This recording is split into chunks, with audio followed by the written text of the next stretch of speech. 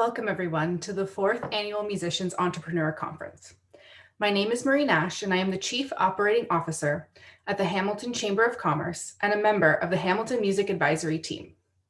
We are so pleased to host this conference this year in this new online format with all of the topics focused around the theme of releasing your next album.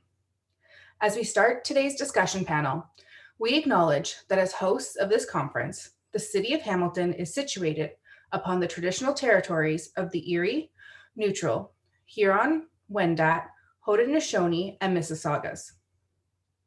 This land is covered by the Dish with One Spoon Wampum Belt Covenant, which was an agreement between the Haudenosaunee and Anishinaabeg to share and care for the resources around the Great Lakes.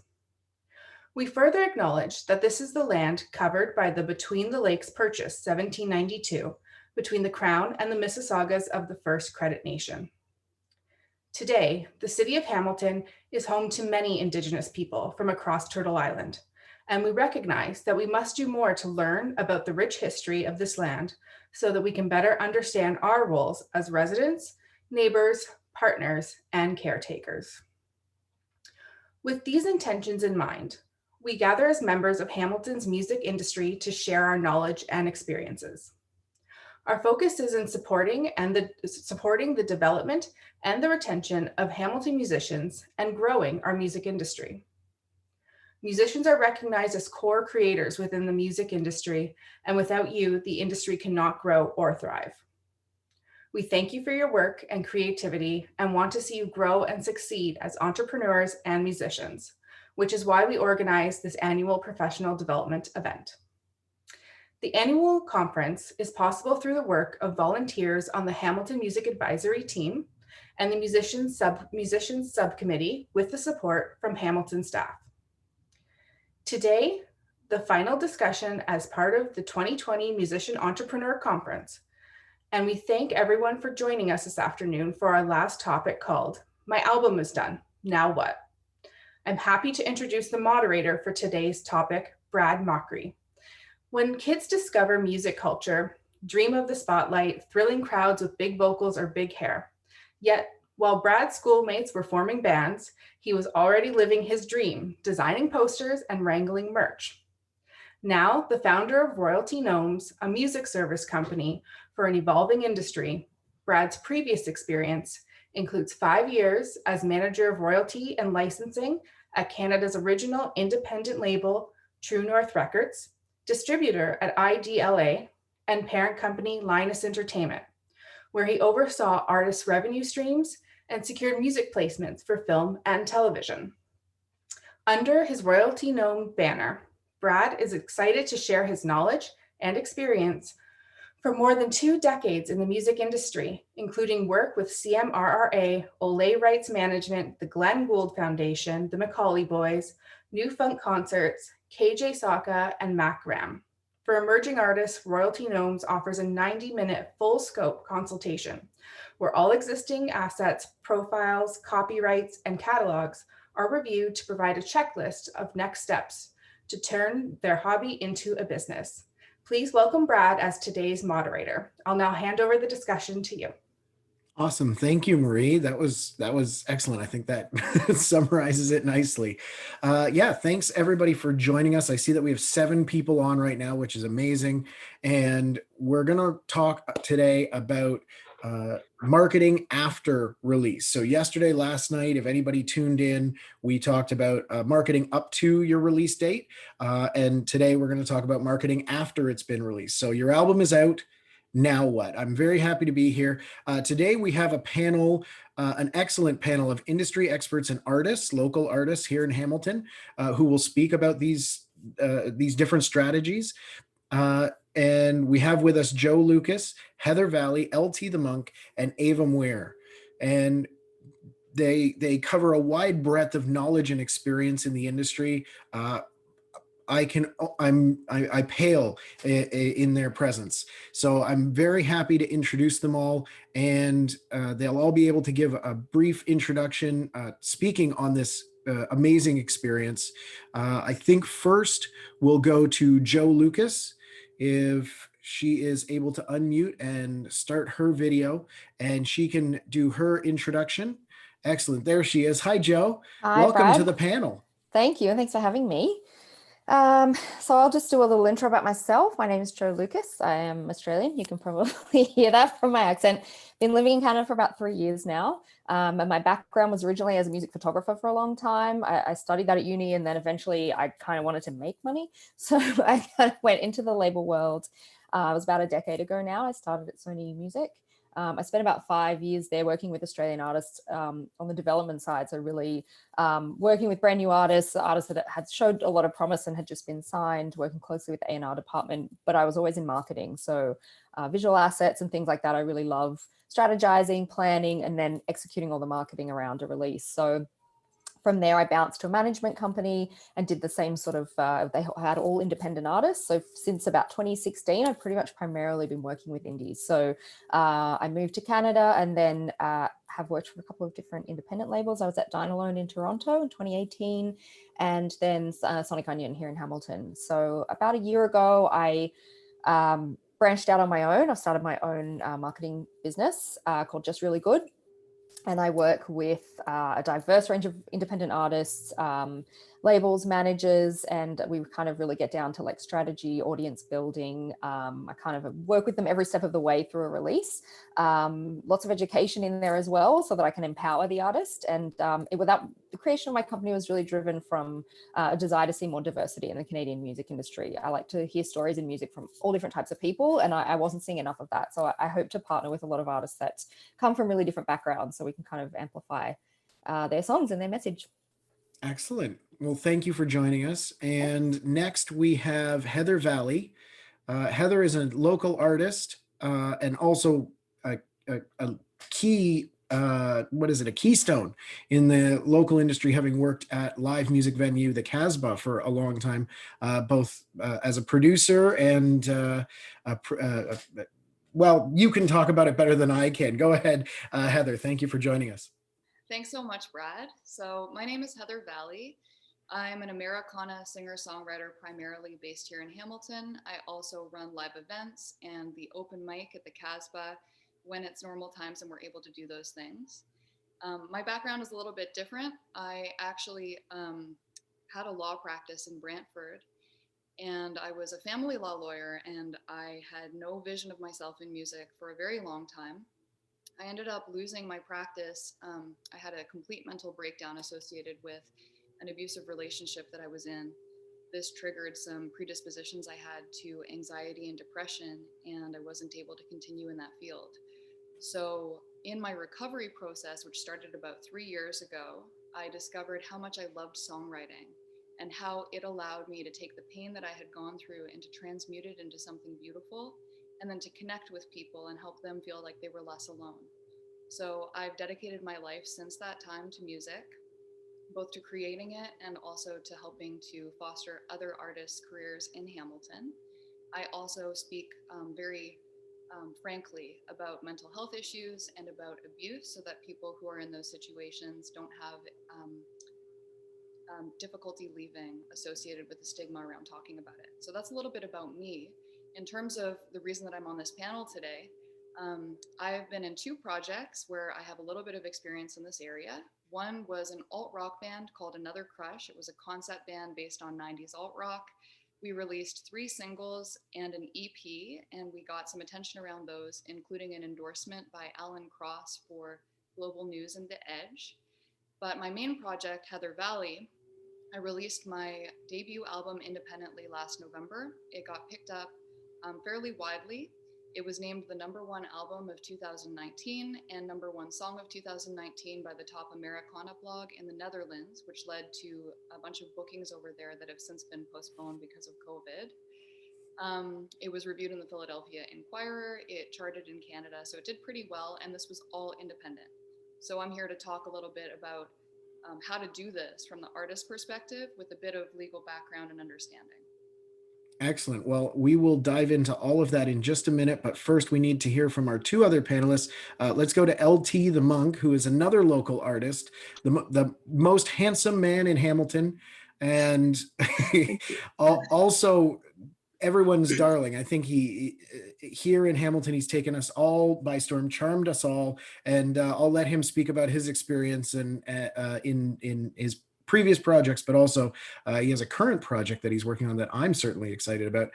LT, do you have your video ready to go there? Yes. Can you see me? I can see black screen. Oh, sorry. There he is. See, I told you he was the most handsome man in Hamilton. Go ahead, LT. Well, that is the most tremendously kind intro. So thank you. Yeah, my name is LT the Monk. I'm originally from London, England. I've also been in Hamilton for the past 3 years now. I started making music when I was 7 or 8, when I first fell in love with hip hop and Michael Jackson's music at the same time. So that had me dancing and rapping at the same time. And then when I moved here, I really started performing live a lot, which is how I met so many people in the Hamilton industry, how I met my band that I now perform everywhere with, and how I met Sonic Onion, the label that I'm now signed to. And yeah, as you say, this conversation is very topical for me because I have just finished a new album. I released King Strings and Hip Hop in 2019, but this new album I'm hoping will be a lot bigger. You know, it's the most work lyrically, musically, conceptually I've ever put into a project. So I can't wait for the world to hear it. So yeah, it's going to be a really fun conversation today. And then you'll hear more from me towards the end of this year, and then the full album at the start of next year. Excellent. I can't wait. And last but certainly not least, we have Ava Muir from Auteur Research, publicist extraordinaire. If you can bring on your video and introduce yourself. There she is. Hey. Go ahead. Hi, so yeah, as mentioned, I'm Ava Muir. I started out as a freelance music journalist, actually, when I was in college at Durham in Oshawa for music business administration. I've always been going to shows and I've always liked writing, so it seemed kind of natural to combine the two. And from there, I interned at Exclaim for 4 months before being hired by Auteur, where I have now worked for the past over 2 years now on over 1,000 projects, all kinds of genres. And it's been a really incredible experience getting to work so closely with artists and helping them hone their personality, their sound, everything like that, and get it out there in the world to as many people as possible. Amazing. Excellent. So I think we can bring everybody on now. Believe that's how it works. Yeah, I see people's screens lighting up one at a time here. This is great. And the topic yesterday that I tuned in for was, you know, marketing up to your release. It was actually marketing on a budget, which we'll also touch on. We want to do things that are cost effective, all of us. I think everybody who's tuning in primarily is an independent artist and are looking for ways to do things as efficiently as possible, obviously. But what I want to find out first from everybody is what you think the most amount of your time and budget should be. We're just oh no, we're good. We got everybody. Okay. What I want to find out from everybody is, should you spend more, less, or about the same amount of time after the release of your music as before? Obviously, you want to generate buzz and you know, get everybody excited about an upcoming release.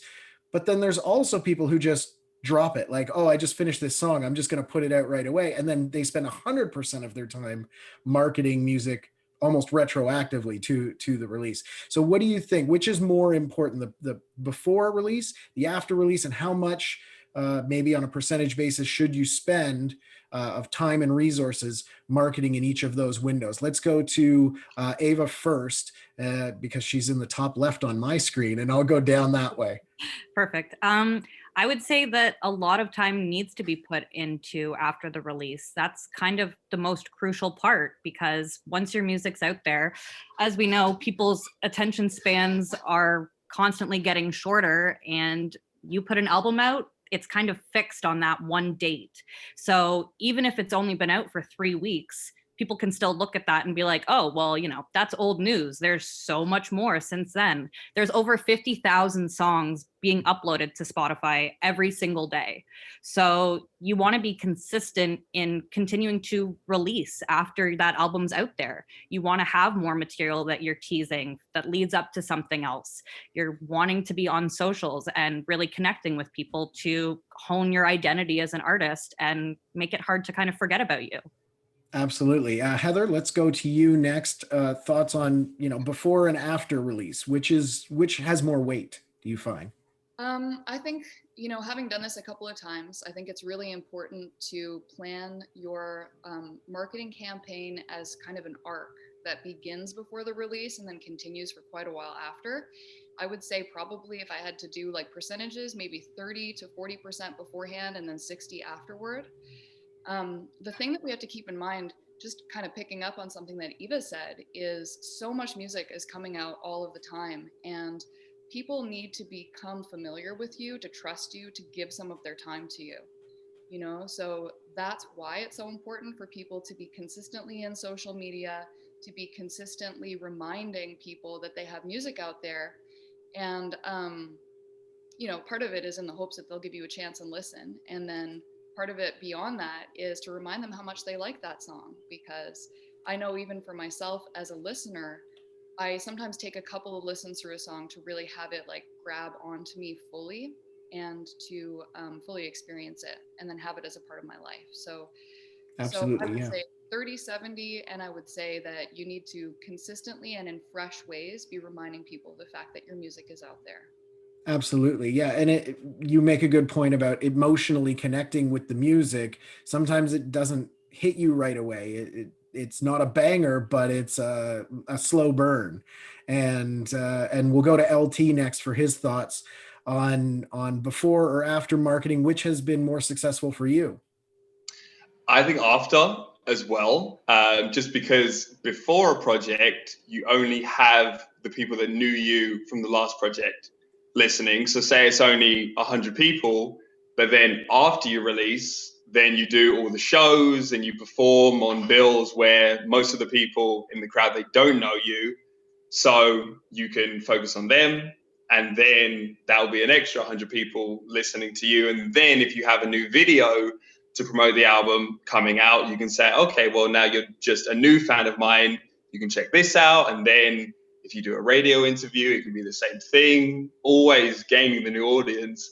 So yeah, I'd say put a load of effort into building the buzz, or as much as you can leading up to the release. So on the day there is some excitement, but yeah, after, because even though always new music is coming out, your album is going to be there for 100 years, and hopefully you've made the kind of music that will last 100 years. So hopefully you can keep building new fans that will always want to go and find the music that you put out. So yeah, definitely say after, just keep trying to find new ways to promote the music. Excellent. And obviously with the loss of live touring and live shows, there's a lot less of that, doing radio. I mean, you can phone in radio interviews, but there's a lot less of touring to new markets and doing local radio in those markets, playing those shows to those new 100 people that you mentioned.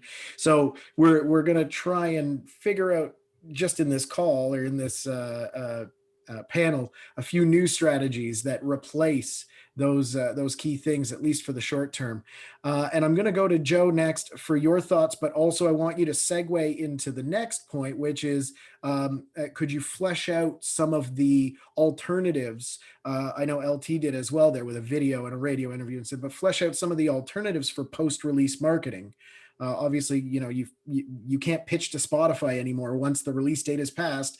Playlisting is kind of, at least editorial playlisting is kind of off the table. What else is there? And I'll let you take it from there. Sure. So I think I don't necessarily section it so clearly as to before. Obviously there's a before and after, but I think the majority of, there's so much effort that goes in before, but mostly that's behind the scenes. So you want to be doing your work, strategizing, but most people don't see that. There's obviously, you drop some singles maybe leading into an EP or an album, but definitely the majority of spend, it is that arc that Heather said, the majority of spend should start from when the content is actually out there for people to experience. So for sure, I would say bank a bunch of content before the release, and then don't put it all out in the first week, because you want to make sure, I mean, there's that fatigue that comes with the same content over and over. So if you've got some great stuff to follow on in the weeks beyond, and to remind people even later on, you know, depending on what kind of style of music you do, you can release your album or your EP, and then look to, in the coming weeks and months, you know, maybe do an acoustic, I think we're going to see a lot of sort of reimagined versions of songs now as well, because people don't have that tour cycle to back up an album and go and support it, and grab new fans and just really connect with people live that way. You know, remixes, if it's lends itself to that kind of thing, there's other ways you can kind of stretch that original content, and then keep that flowing onto Spotify, which, you know, helps the algorithm that there's more content coming. You don't necessarily have to come up with a new album within the next 6 months. I don't think that's viable for most people, financially or creatively, and it shouldn't, you know, we shouldn't push people to do that. But other sort of versions of things you could do, stripped down versions and all different kinds of things. So definitely the focus needs to be when people can go and find your work. So definitely, from, you know, a big part of it will be following the release for sure. Yeah. And you touched on like acoustic versions and different versions of the release. It's really about the rabbit hole, I think, is once a fan finds you from that initial piece of content, whatever it may be, how deep can they go? If they really love you and they want to hear more, how deep can they go off of that release, and how easy is it for them to follow that trail? I think is part of it as well. I'm going to go back to Eva for that, because I think what Auteur has done, at least what I've seen from what they've done, is they've really simplified that process for artists in bridging the gap between the different platforms and the different pieces of content, so that it becomes this trail of breadcrumbs for fans to find you. Would you agree? Totally. Yeah, like I was saying before, it's all about kind of honing that identity and your personality as an artist. So what are ways that you can connect with people that are the most genuine, that really actually reflect who you are and what you're about? What we've noticed a lot lately, actually, with, you know, COVID and live shows not being a thing, is how innovative people are being with Instagram and with these different kinds of live stream options, and not always just playing a show either. There's so many ways you can talk. You know, we've seen people talk to the producer of a song, talk to the person who made the album art, talk to people who are really behind the scenes with it, and bring them to light too. And I find that has been extremely beneficial to really get people wanting to know more, and to show that you are connecting. Just really, it's about consistency and being online and posting, you know, kind of every day, you know, in a way that isn't oversaturating, but in a way that also is keeping people's attention on you. Absolutely. And your point on oversaturation, that's a good one that I'll go to LT for, is do you find that with the way that the algorithms work and how they deliver to fans, do you find that people are saying, well, I just see you all the time? Or are they like, I never see your content? Like, and you're like, well, I'm posting 3 posts a day. Like, why can't you see it? How do you see the reaction or the feedback from fans when it comes to posting all different kinds of content to your channels? I think it's tough, because on Instagram and on the other platforms as well, but clearly on Instagram, you have to post the most good looking photo of you, and then you can get the traction. So the caption could be something really serious, like, I think that like the police should stop doing this, but it's this picture of you beautifully smiling, and that's what gets the most likes. So the algorithm is often annoying. Like, if you post a poster, it might not get anywhere near as much traction as you want. But then if you post on your stories, those are always seen by a lot of your followers. So yeah, I think, just to Ava's point, just if you're consistent, if you're posting as much stuff as you can, then you hope that it will filter through. And if you post about a show 10 times, even if the algorithm is kind of annoying, then at least one fan will see it 3 times, one will see it 5 times, one will see it 8 times, and then hopefully they'll all see it enough so they will come to your show or listen to the album or whatever you want them to do. Excellent, excellent. Thank you. And I'll go to Joe as well for your thoughts on this since we're talking about social media and algorithms, where do you see the most benefit for people in a post-release sense? Should they be posting like a video diary on TikTok, or should they be doing more produced, more polished content? What do you think is leading to the most traction right now? I think I would say to artists to focus on the platforms they're most comfortable with. So everyone's going to have a slightly different. Some people love TikTok, some people really don't get it. Instagram, it depends where you're comfortable. You don't have to win all of them because that's really never going to happen. Focus on the ones that you feel comfortable with, and make sure you're aware of the community around that, especially with TikTok. There's a real community, there's a real language, there's a lot of stuff coming out of that doesn't exist anywhere else. And if you can lean into that and become a part of that, they have some great ways of picking up on viral stuff. They'll get all those hashtags in together that are trending at the time. You don't have to have any followers. That's kind of a cool thing. I know it's a bit of a long shot, but I think unpolished is the way to go most of the time, because anything you see that's viral is mostly shot on a phone, and it's a captured moment or something that happened. It's way easier to connect with something that's like rough and just captured. I think there's an authenticity there that shines through. If it's really polished, I think you lose people right off the bat. We're all a little bit too savvy to fall for a glossy ad these days. So and in that sense, it's great because you don't need to spend budget. The more creative you are, you really don't need to spend money. So that's one cool thing about that being the winning viral content for sure. Yeah, absolutely. I think if you spend a lot of more time on the editing and making it cleverly edited, it goes a lot further than making sure you have a big set and, a lot of pretty models and whatever else these days. I don't know. I think the point here that I'm hearing though, and this will be your Twitter moment for the panel, is that every artist's release strategy and every artist's marketing plan in today's day and age, with all of the tools that are available, are going to be as unique as a fingerprint. Every artist is going to have a different road to success in this day and age than in the past, where you could follow the same marketing plan with every release, and you knew you had record stores, you knew you had certain radio stations, you had a blueprint to follow for every release that was in that genre. Now it's wide open. Heather, with your two projects that you have, they're very different. You have your Americana, and then you have your Another Crush. Again, speaking on the unique fingerprint, how did those two marketing strategies differ, and what did you do consciously, and what sort of showed up as a success that you weren't expecting? Really good question. This is all really observation after the fact, because Another Crush really pre-existed Heather Valley in the public's eye. I had been in the studio kind of behind the scenes for Heather Valley for quite a while, and then created the band as something to do for a little while, and it ended up being lots of fun.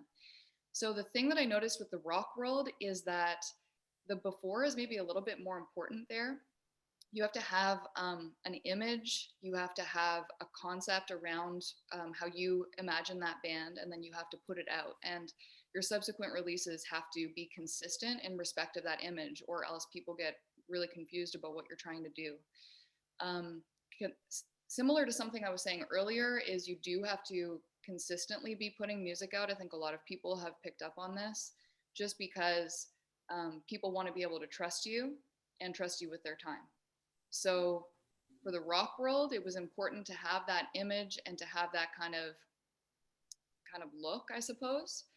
Then when it comes to the Americana thing, to me, that's just who I am, really. So I'm putting my own art out there, and I'm just being like the genuine version of myself, as opposed to the fun rock star version, So with Heather Valley, we kind of proceeded in the same way as we had with Another Crush. We secured a premiere partner for the first single from the album, and then three weeks later or so, we put the album out, and then shortly after that, there was a second single that had a video released. But the growth of that project came from the independent connections I made with bloggers and with fans and with radio hosts and with Spotify playlisters and playlisters, and those individual connections and interviews that I did, and then the live streams and then the shows, and all of those things started to kind of snowball into more momentum for that project. So hopefully that answered your question. You know, there was a different fingerprint with each of them. With the rock stuff, all of the heavily stylized things seemed to generate more interest. With the Americana project, just being real and taking a photo with my cell phone worked a lot better than the press shoots that I had done.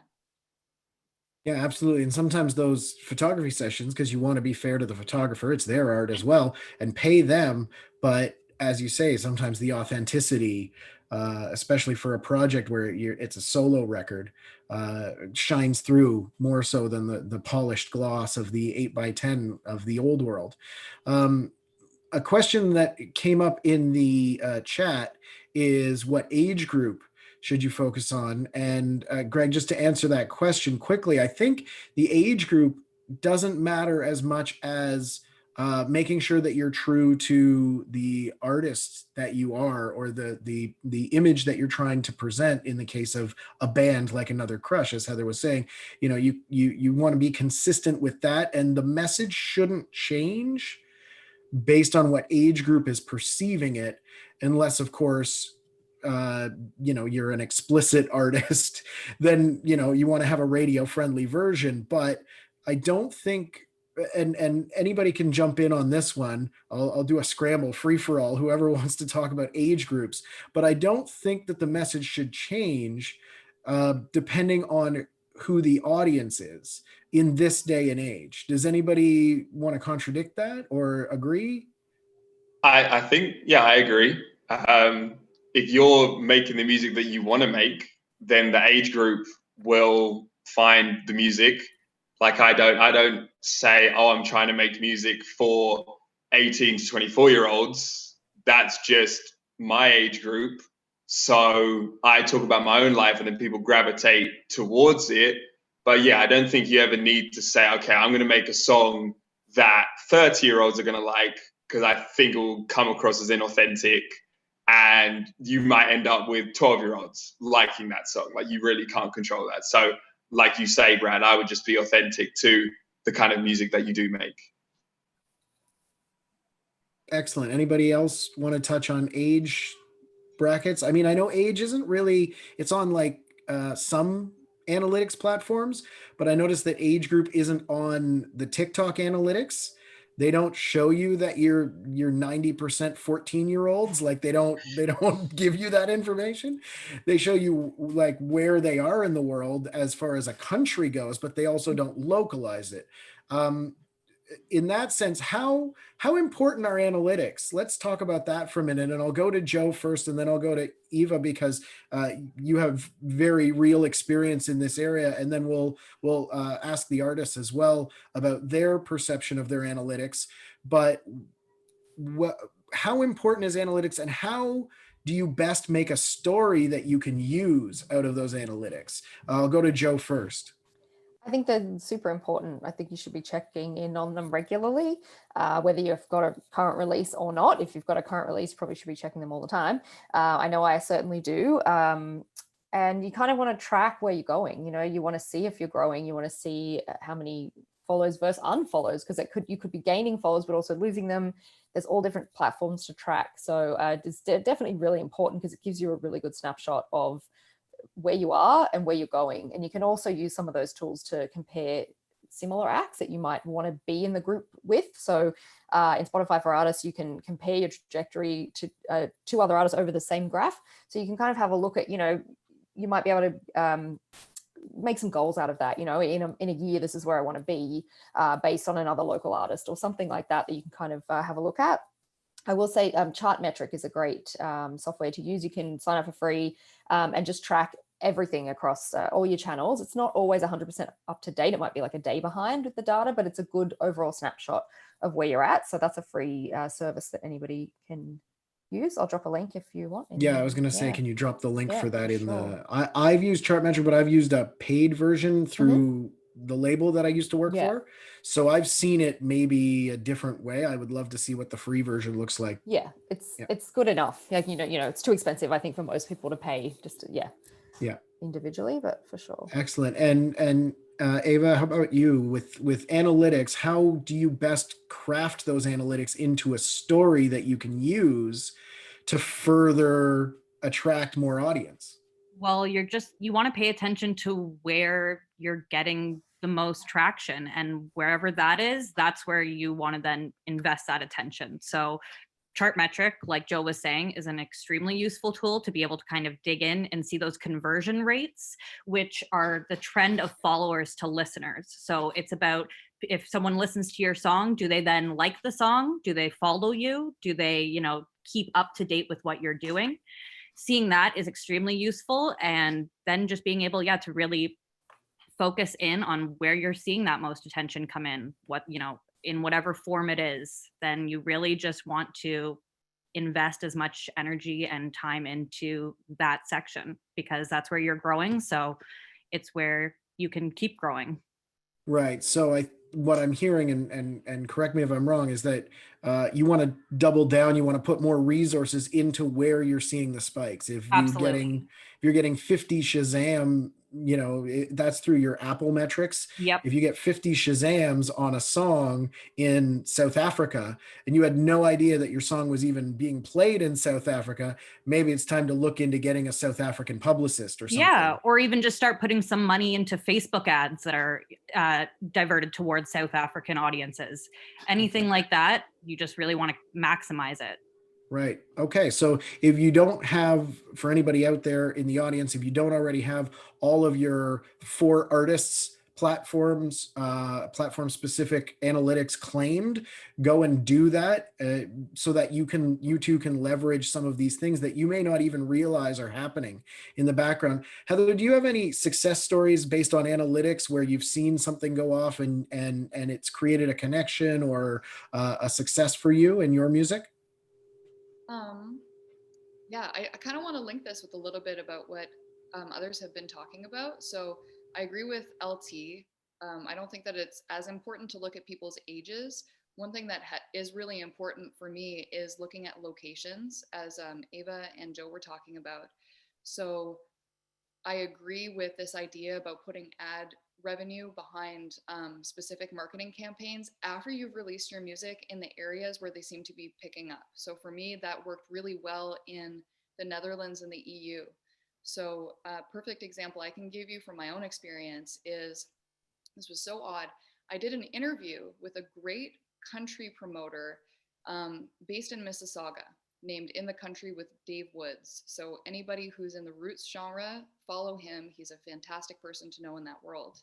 So we did an hour-long blog interview, which he then posted, and this put my album, Desert Message, the Heather Valley album, on the radar for Hugh Vogel, who is a writer for altcountry.nl. And then he reviewed that album and gave it the #1 for his blog for that year. So that brought my music to the attention of people in the Netherlands audience, and then it kind of spilled out from there. And I could see all of this in the analytics that Spotify has. And I think this is something that's important for musicians and artists to know, because I'm sure that we've got some people listening right now who haven't actually put their music out using a DSP to any of the streaming services. So they don't know this yet. But when you put your music out there, you can download an app. And I know that we have varying opinions of the usefulness and ethics of Spotify, but we kind of have to work with it right now. Spotify has a sub app for artists that allows you to watch your analytics on a day-by-day basis, and it updates within 24 hours. And those analytics go release by release, song by song, and allow you to see a certain number of locations and also ages where your songs are being listened to. So you can actually track exactly what's going on in terms of your streaming experience from that app. So this is the kind of stuff that you don't really necessarily know as an indie artist until you've done the trial and error of it, but you can actually see that, and then you can help to continue build and grow. But one of the points here is that you really don't know where the growth is going to come from, because given that everyone is on the internet, it's really like the world is your digital space, the world is your market. Absolutely. I'm going to go to LT for a final thought on that point. With the world being as open as it is right now for music, and after this we'll open it up for questions, because I think we're down to, well, we've got 20 minutes, so we'll at the 15-minute 2 mark we'll open it up for Q&A. So we might be able to squeeze one more in after this. But with the world being so open and everyone's strategy and marketing plan being as unique as a fingerprint, what have you found has worked well for you, translating from pre-release, what you thought was going to happen, viewing the analytics, and then pivoting into another avenue? Have you found that that's worked for you? Well, what I usually do, how I like to navigate like everything that I do musically, is I think of my keywords as an artist.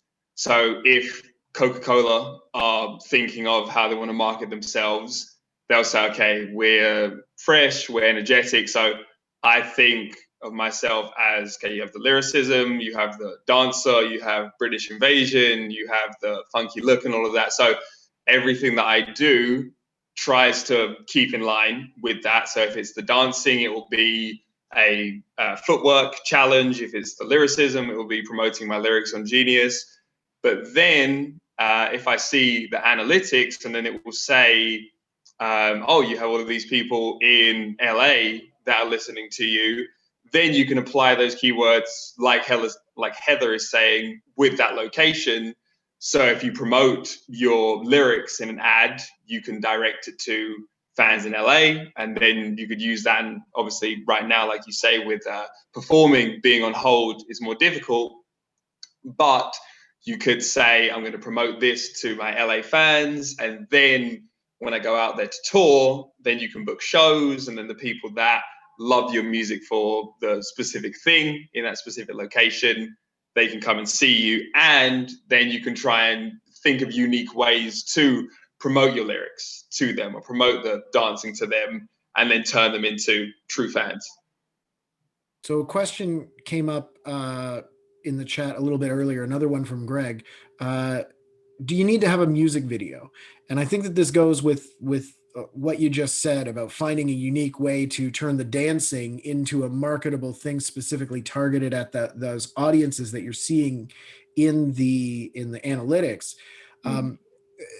Do you need a polished music video in the traditional sense, where we don't have a music video station anymore?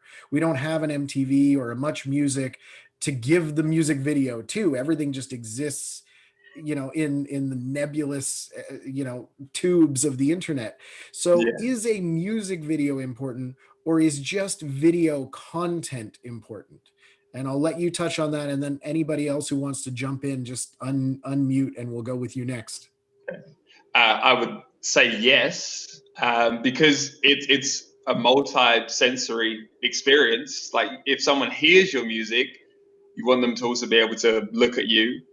And I think they'll identify with you more if there's a face to the music. I know a lot of people really go with the anonymous angle, but even then, like Daft Punk do loads of videos where you don't see their faces, but there's still an image there. So yeah, I'd definitely say do a music video, and then the additional video content could supplement that, like the cool behind the scenes stuff. And it doesn't need to be really polished as well, because if you're like a really underground punk artist, then being really polished goes against everything that the genre really believes in. So it doesn't have to be polished. It could be so underground. It could be filmed on your phone, whatever is authentic to the music. But yeah, definitely do a music video. Okay, so definitely do a music video. Yeah, Heather. Yeah, so from a practical standpoint, what I'm seeing media outlets want is they want to have exclusive content. So when you're building a name for yourself as an independent artist, you want to shop your song audio and possibly a video around to the media resources that are either generalized or specific to your genre. And in many cases, you can do your initial release with just the audio and give that exclusivity for the first 24 hours to whatever site or partner you are working with, to then get your content out to their audience. And then a week later, potentially host a video premiere with another resource. And then that way you're having that kind of repetition so that people are seeing, okay, the song's out. Okay, now the video's out. What's that all about? I agree with what LT is saying about the content having to fit your genre. But I'm not going to say like it's not important to have something slick, because you're going to be still pitching your material to those resources. And if it doesn't catch their attention, then that's going to be something that might get passed up for you. And there's a lot of competition in this respect as well. I also want to say to people, when you're doing this, don't get discouraged, because generally speaking, you send out 10 feelers, maybe you'll get 1 response, 3 responses, 4 responses. It's just a matter of continuing to grow your database personally of the resources that might fit the type of art that you're creating. Right. Anyone else, Joe? Yeah, I mean, Is as it I said important to have a before, music like, video? I think is the video question. Yeah. content. Video I mean, content. I have a visual background, so I'm very like, I love to see, but I don't always. You know, some of my favorite acts I've never really saw, like of the last year or two. I don't really. Maybe that's my age, but I don't necessarily seek out their music videos, and I might come across them like a year later and be like, oh, I love this song. I've listened to it like 100 times. Oh, it has, you know, obviously it has a video, but I'm sure for younger people, YouTube is one of the biggest search engines online, and it's where a lot of people go. You can pack your YouTube videos with search tags and unearth it. And, you know, I think it's just, it doesn't have to be expensive. I think the key is creativity. So if you can come up with a concept that's just insanely cool for whatever reason that fits in with what you're doing, that's going to get eyeballs and attention and love and shares, which is like, sharing is obviously the ultimate, because it doesn't cost you anything. People will share it to their own network of friends. People who like to be the tastemakers in their group of friends love to share content. So if you make it something that's really engaging, really cool, really unique to you, it doesn't matter what you spend. It depends on your genre, whether it is that more polished music video style or not. But I will say it's quite hard to grow as an artist on YouTube. I feel like YouTube is obviously for the huge hit makers, they can drop a video and get 1 billion views like that. But for everyone else, I think it's kind of become like a creator zone. You know, that there's YouTubers, that every kid you speak to now wants to be a YouTuber as their career in life. But that's all about consistent long form content. And I think that's a lot for musicians to tackle. Some of them can do it, but most can't. So definitely make that content, put it out, speak to your fans. But again, think of that as another channel that if you're not super comfortable with it, doesn't have to be your biggest place that you know, put a lot of attention into. But YouTube's also become social now too. So you've got the community section, depending on how big of a following you have. So you can kind of post little updates and reminders and remind people that you have videos out there too. So it's becoming a lot to manage for an artist to be across all those channels at once and be coming up with unique and fresh exclusive content across them. So don't stress yourself out with all of them. Just pick your favorites and the ones where you find people are connecting, and kind of put your efforts and budget towards those, I would say. And that segues in nicely to a question from the chat, which was from NJ Burr, who asked, is it not helpful to have the artist hire someone out to do all of this work, which is, you know, searching data, chasing interest spikes, producing content that is not the music itself. So let's go to Ava, because that's one of the things that she does. At what point should somebody hire out to interpret this data and to decide what to create in the outside of the music realm? I don't necessarily think there's really a certain point you need to be at to hire a publicist. We work with people who it's literally their first ever release, their first song. And we work with people who have also been doing it for years under different names. So I don't think that necessarily how long you've been doing it is important, but hiring someone definitely takes a lot of that off of you, because our campaigns are really kind of structured, as we've been talking about, as individually as possible. And they also stretch worldwide. We have a lot of contacts that aren't just in North America, and it helps to have someone else who does have a kind of bigger database than you of contacts and resources to reach out and do that work, because we have already been doing it. They're familiar with us a bit more. And sometimes you will get a bit more success if you're having someone else do it for you rather than cold calling. But again, that still totally has success rates as well. And So your thoughts on the music video question as well. I'm interested to know. I think, well, going back to what we were talking about how, is it important to keep things going after your album, your song is out? A music video is a great way to keep that momentum going. It's an awesome asset to have. We can do a single release and then 2 or 3 weeks later, you can release the music video, and it kind of helps keep that attention on your song. It gives people another asset to look at and to experience, and will ultimately attract listeners who hadn't heard the song by itself before. Yeah. So going back to our running theme, which is, your marketing is as unique as a fingerprint, you could strategize that you're going to release the video the same day as the single and try and get, a premiere on a big blog or something for that. But you can also do that after it's released. For sure. It doesn't have to be at the same time. For sure. So, excellent. So we're going to go to another question here because we've got about 9 minutes left.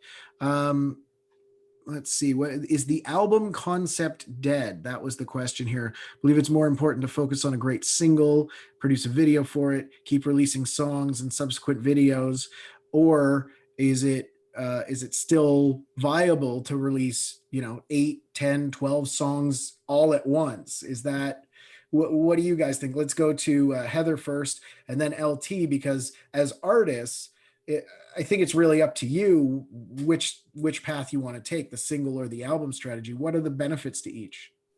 Right. And I mean, there are benefits to both of them. So I completely see where Jay's question is coming from. When we're talking about a streaming strategy, like a Spotify focused strategy, individual singles really seems to help because of something that Joe was saying a little while ago about this algorithm where they favor your profile if you continuously release individual tracks, or individual releases, I should say. The way that Spotify works is they will count every release with the same number of points, regardless of how many songs are on it from an algorithm standpoint. So when I put out an EP last September and then an album in November, that was essentially 2 points for Heather Valley. Whereas with Another Crush, we put 3 individual singles out and then an EP including those 3 singles, and that was 4 points. So if your strategy is to develop a listener base in Spotify and hopefully get on an editorial playlist there, which is really, really tough to do, you're going to want to go the single route. But from the album standpoint, I think that that's a little bit more specific to the type of genre area that you're in. So for me as an Americana roots artist under the Heather Valley Project, the reviewers and the bloggers and the people in the media around that genre are a lot more interested in the overarching concept of an album. And a huge thing is the list of best albums of the year.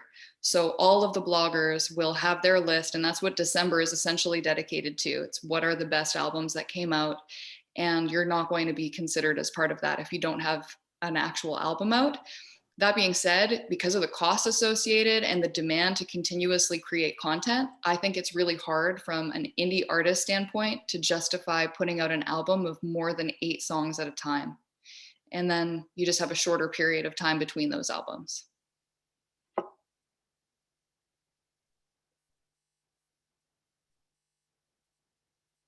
Oh, Brad, you are muted right now for me. Oh, okay. There we go. I can hear myself and I thought I was unmuted. Sorry. You cut out there. That's all I was saying is you cut out there for a split second, but I think the point still came across. That's all I was saying. So we were saying the same thing at the same time. LT, and then we'll go to Joe for some final thoughts on this. The album versus single debate. Well, my own album that's going to be coming out is not only like the concept of an album, it is a concept album. And I think those last longer as an artist. So obviously we're talking all about strategy and trajectories and all of that. But in terms of the art itself, which the whole industry is built on, is the music, then I would say just focus on that. Like, you don't have to say to yourself, okay, what's the strategy that's going to make me blow up?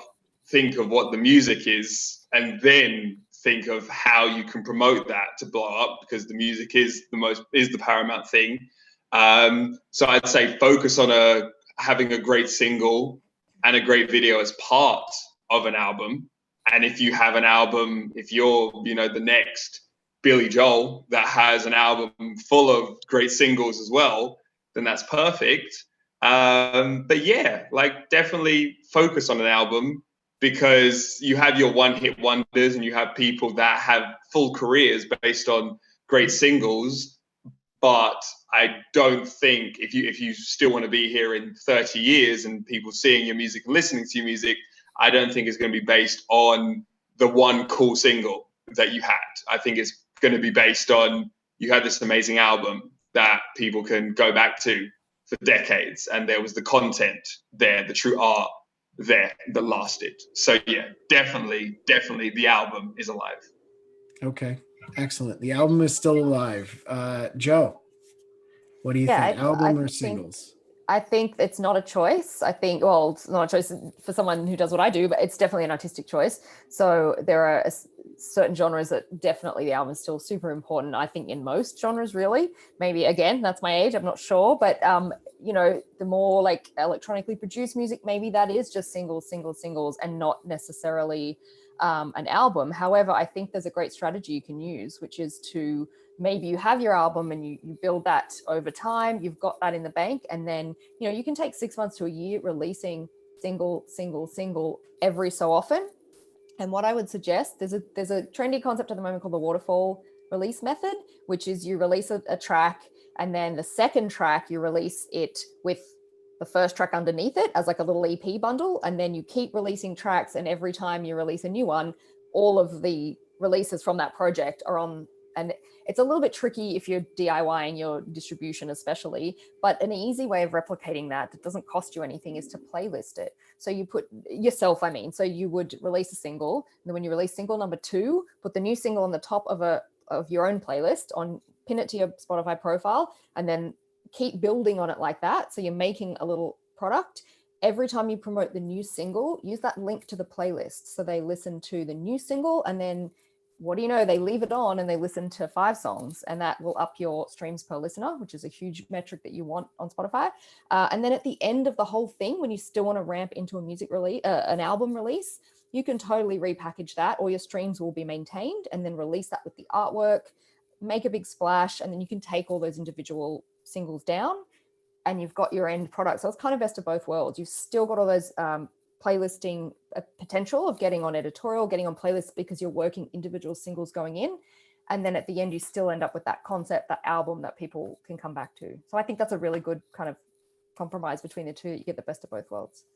Absolutely. I think you're right. And thank you for that insight, because it got me thinking about, like, what do I want to do with my next client, and what we want to strategize about. What I found as well on that is that you can't release singles, at least not in a Spotify editorial playlisting pitching sense of the word. You can't release singles after the album is released. So there's no post-release singles, even though you can still market it as such yourself. Especially if there's a new music video for it or something like that. But what I found is that you can't go and pitch to their playlist, their editorial playlisters, a single that you maybe have re-released with the same ISRC code from the album that already came out with that ISRC code attached. Excellent. I think there was, we're right at 4:00. So maybe just some final thoughts. One thing that was mentioned last night that I want to reiterate, I think Dre Peo said it in last night's panel, which was how important the Facebook pixel is to everything. So if you have further questions about Facebook pixel and creating a landing page and all of that stuff, there's lots of resources online, but make sure you write this note down for any independent artists that are out there. Creating a landing page, and you can use Linktree. There's all kinds of other services out there, or if you're a little bit skilled with WordPress, you can make your own Linktree. It's very easy. And then embed your Facebook pixel into that landing page and use it for every release, every single release, every album release, every video announcement, everything. Get everybody to link to your landing page first and then out to YouTube, Spotify, Apple Music, and everywhere from there, because then you're capturing and in control of your audience data. And you can use that to retarget your spending on Facebook.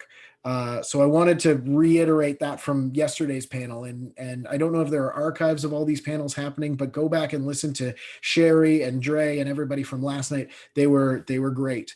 Thank you guys all for coming and being a part of this panel today. I hope that the audience, I see we still have 11 on Facebook. I don't know how many we have on the Zoom itself. It looks like 26 on the Zoom and 11 on Facebook. I think this has been very successful. I hope it's been informative to everybody. Does anybody else have any last thoughts that they forgot and they want to rush in there at the end?